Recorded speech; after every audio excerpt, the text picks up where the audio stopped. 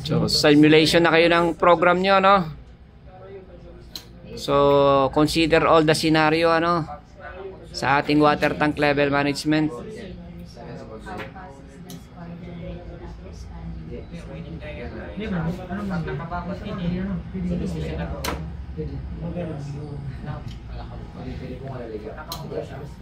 Okay. So, may mga bugs pa yung program, ano?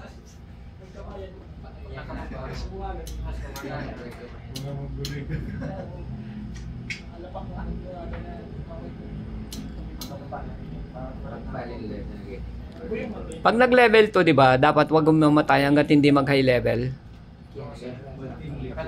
Naka-dry run. Okay, sige. Naka-dry run kasi.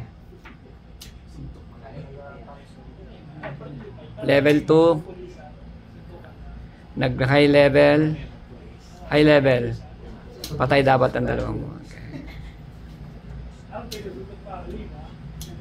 So, konting ano na lang, refinement ng control logic program niya.